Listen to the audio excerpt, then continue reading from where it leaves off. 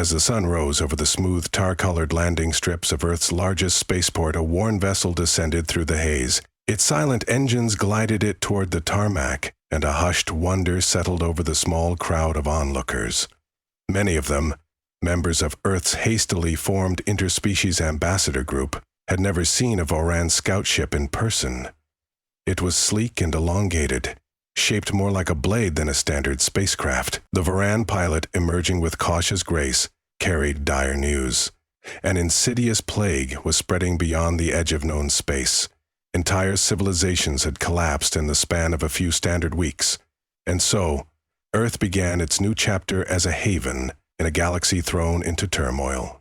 The rumor about humanity's immunity spread faster than any official announcement could confirm. There had been isolated incidents. An interspecies trade station near the Orion Corridor had reported a dead zone, every living being succumbing to an unknown pathogen. Vanish, the starport's name, ironically reflected its fate. It became a silent tomb, where ships drifting in discovered bodies but not a single living being. Yet, among those bodies was a single human contractor, alive and delirious, but somehow untouched by the pathogen that had ravaged countless others. He was placed under quarantine aboard a rescue vessel, baffling medical teams from half a dozen species. Tests, scrutinized by the best minds in the galaxy, confirmed the unthinkable. The lethal microbes could not bind to human biology. Across Earth, governments convened emergency councils with alien envoys. The plague, soon identified as PZ-223, was not a conventional virus. Entire research stations from the Heliod star system to the Karun Nebula had gone silent with alarming speed. PZ-23 was nearly unstoppable, leaping across species boundaries with ease, dismantling immune systems before victims could even seek help. The only exception was humanity. Confusion reigned at first, as leading xenobiologists argued over potential reasons behind this fortress-like immunity. Some believed it might be a genetic anomaly. Others theorized that humanity's evolutionary path, shaped by Earth's daunting array of pathogens, had forged a near-impenetrable defense. The truth was that no one knew. The day the Voran scout ship landed, it carried the tears and pleas of 100 star systems. Precise translations revealed cries for help, footage of empty cities, and farewell messages from entire species facing their last hours. Among these calls was one unstoppable refrain: "Find the humans." It was a plea that weighed heavily on humankind. Still grappling with achieving stable alliances, humans were suddenly catapulted onto the galactic stage. The entire planet reverberated with the responsibility of it all. At the onset, Earth tried to keep the cosmic borders shut. The fear of mass panic was real. Suppose humanity's immunity was flawed, or perhaps limited. Governments dreaded the possibility of discovering that segments of the population might still be susceptible. Yet as images of dying families and deserted worlds reached every corner of Earth, moral convictions outweighed fears. After centuries of human conflicts on Earth, it felt almost surreal to be the galaxy's one recourse against demise. The United Terran Assembly, so new it still had the press conferences from its inaugural session fresh in people's minds, immediately began the largest humanitarian, now more accurately galactarian, mission in recorded history. The first act was to establish quarantine and research facilities in orbit around Earth. Crowds of specialized labs designed to hold infected beings and carry out controlled experiments with human volunteers. Thousands of humans signed up, believing it a moral imperative. With the guidance of alien scientists, these labs began systematically testing how human cells responded to contact with PZ-23. Early results were startling. Human macrophages and natural killer cells, barely changed from the days Earth's ancestors battled countless ancient plagues, seemed to neutralize, or at least weaken, the pathogen. The labs thrummed with the feverish excitement of discovering a glimmer of hope amid the devastation. Despite the intense effort, no direct cure emerged immediately. It took time to gather enough data and to replicate the unique structures found in human tissues. Yet the simple act of introducing a small amount of human blood serum into other species' quarantined samples slowed the plague's spread at a cellular level. This was potential salvation. Alliance command centers across multiple star clusters began sending their sick to designated Earth stations, hoping for life-saving contact with a substance no lab had managed to synthesize. While the personal sacrifice was monumental, some humans gave so much blood that they required medical interventions just to stay healthy. Volunteers continued to come forward from every walk of life. Human medics boarded state-of-the-art star cruisers bound for the worst-hit regions, carrying newly formulated hybrid serums that combined alien cellular scaffolds with a measure of human immune components. More help was needed. The calls intensified. Earth's major cities transformed into logistical hubs, cargo ships escorted by robust fighter squadrons to protect them from roving pirate bands taking advantage of the chaos, ferried supplies and brave medical teams across the cosmic seas. Bolstered by the unstoppable will to protect life, humanity extended its hands, seasoned to species that had long greeted them with distrust. The plague pried open the protective shell of every world, bearing universal vulnerability. Humans stepped forward, time and time again, to show compassion in the face of that universal crisis. Stories abounded of miraculous rescues, small outposts forgotten on barren moons, reduced to populations of a few dozen survivors, were saved by a single volunteer with enough medical packs to provide relief. Entire families of reptilian scorin were roused from comas after receiving transfusions of purified human sera. Amid the heroism, heartbreak lingered. Billions had already succumbed, leaving an immeasurable vacuum. Veterans on the front lines wore sorrowed expressions, relieved to help, yet struggling to sleep at night, haunted by the planet-wide graveyards that stood as testimonies to how swiftly PZ-23 had taken hold. Meanwhile, scattered rumors spoke of smaller factions, seeking to exploit the plague for leverage. Rogue states rumored to be collecting infected tissue samples, hoping to weaponize the disease. Certain unscrupulous black market rings even attempted to capture human volunteers, presumably to control the supply of the only known cure. These conspiracies floated around the edges of the Alliance's battered networks. Still, with so much at stake, most governments banded together in a fragile unity, acknowledging it was no time for infighting. If humanity's guardianship over the serum was threatened, then hope for everyone could vanish in an instant. During the tense weeks of forging that tenuous cooperation, the terrestrial labs made the next big break, a partial cure. By isolating the peptides responsible for neutralizing PZD-23 inside human cells, scientists engineered a synthetic compound called CRD7. Though not perfect, CRD7 dramatically curbed the plague's aggressiveness in infected hosts. Buying time until more effective treatments could be developed, manufacturing CRD7 in large quantities, however, proved challenging. The necessary proteins were complex, and the process demanded a continuous influx of fresh human donors whose blood was the foundation of the formula. Logistical nightmares rose and fell, but the production lines slowly expanded. Despite supply bottlenecks, cargo ships roamed far and wide, each bearing a precious store of hope soared in newly liberated planets, as well as stations once quarantined.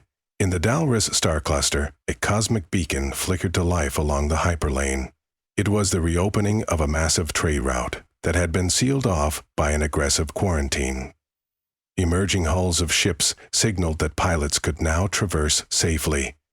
Transmission relays between star systems echoed with gratitude messages from freed families, from desperate administrators seeing daybreak after the darkest night. Humans on these missions received tokens of gratitude from peoples they had never heard of or might never see again. Some gifted them artisanal sculptures. Others dedicated entire city monuments to this astonishing friendship.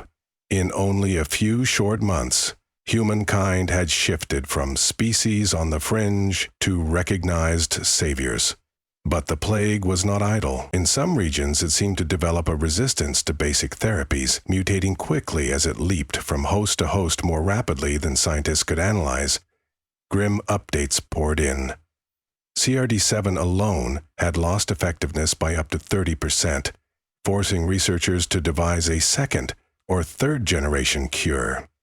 Human volunteers grew exhausted, surging from crisis zone to crisis zone, spreading themselves thin. The interplanetary network, once severely fractured by fear, at least now pooled resources in unprecedented cooperation.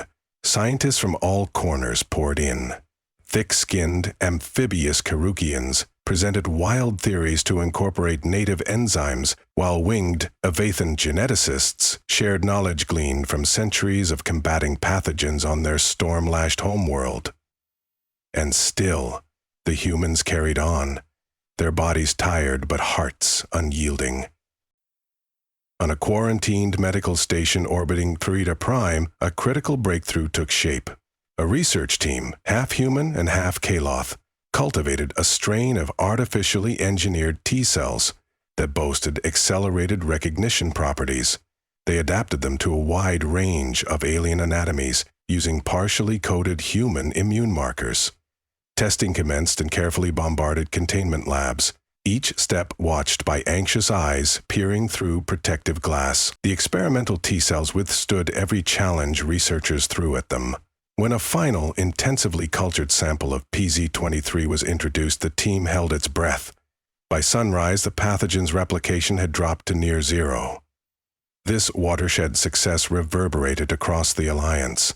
The newly minted T-cells, labeled exogen cells, offered a near-universal immunity engineered with human biology at its core, but shaped by a dozen alien insights. To produce them on a large scale, though, demanded not only advanced technology, but also widespread acceptance among species that had never before imagined splicing their biology with that of another. Ethical debates erupted, especially among more conservative societies. Yet the avalanche of support overshadowed objections. The stakes were too high.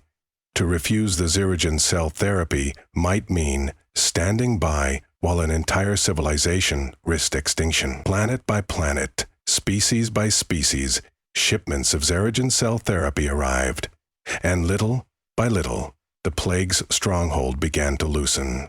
New infection rates plummeted, and existing patients gradually recovered, as their own bodies were armed with the power to repel the microscopic threat.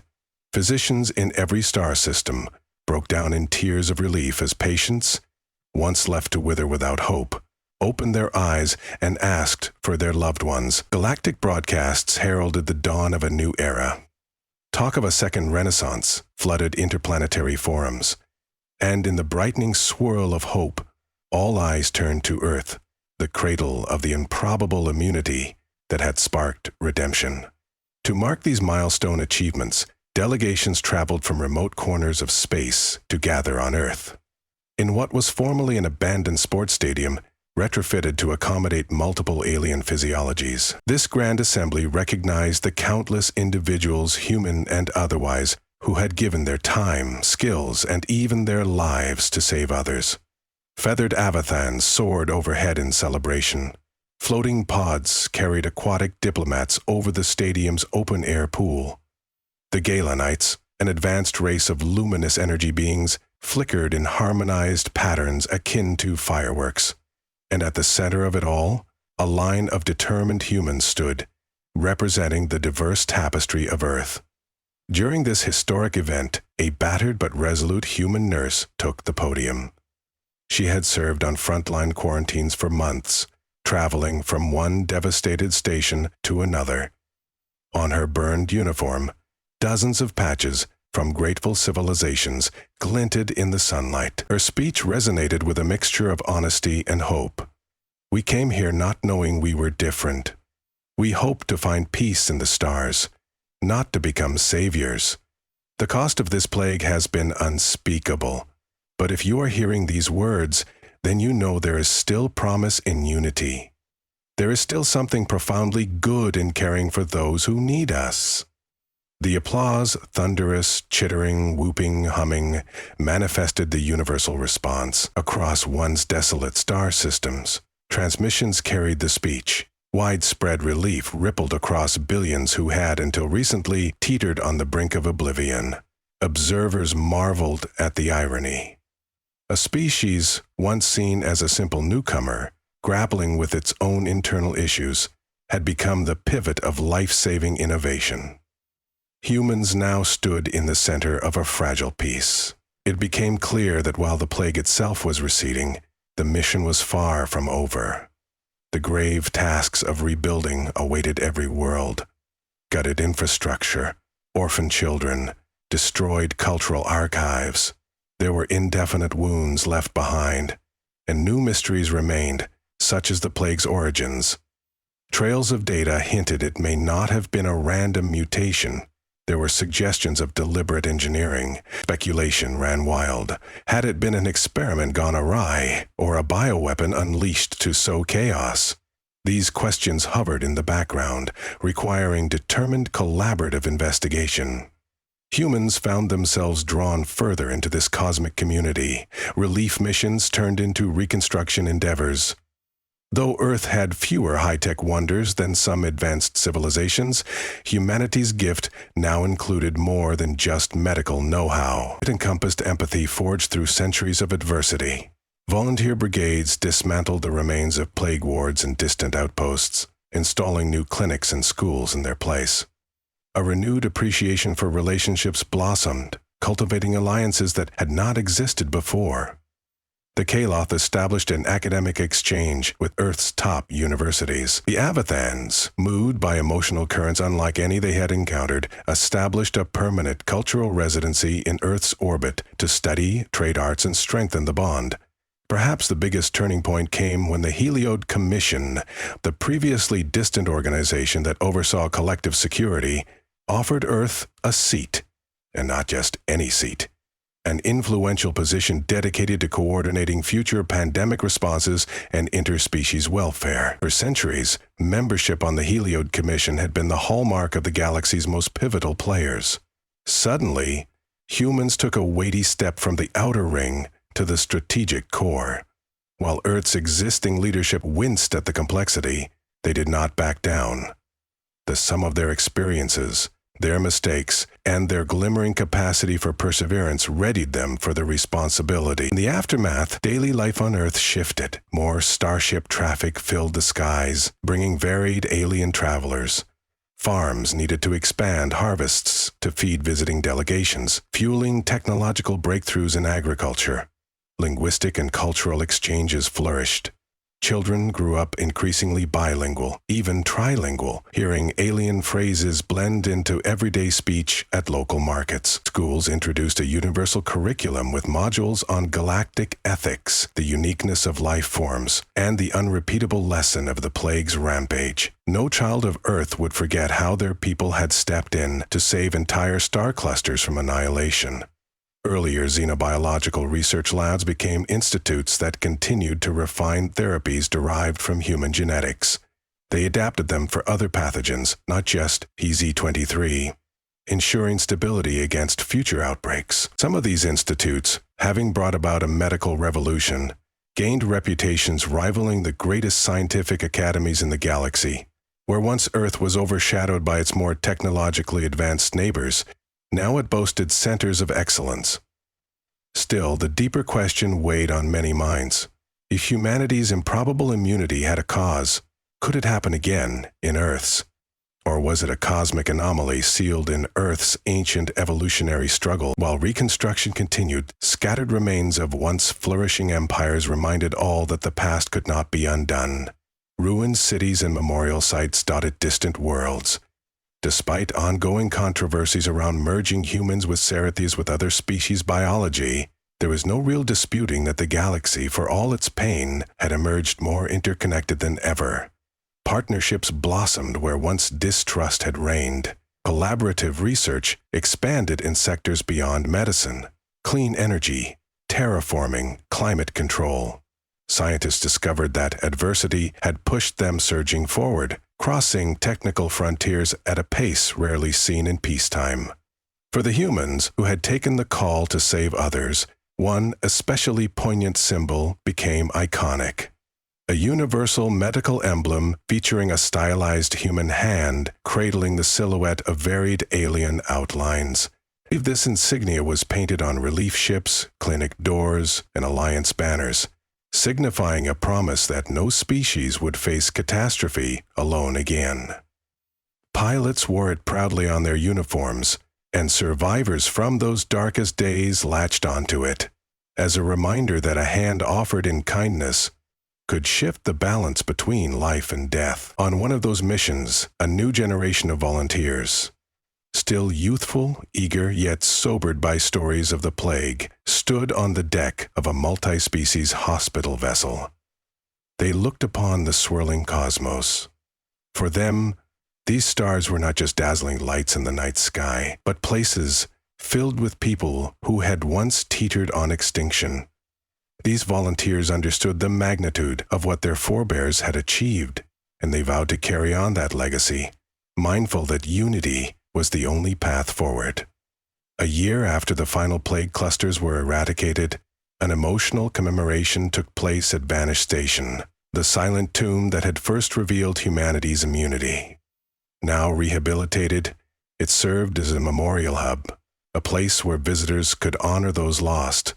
A mosaic of images, each contributed by a different species, lined the corridor. In the center of it all was a statue depicting a tableau of interlocked hands, tentacles, wings, claws, and other alien limbs entwined with human arms.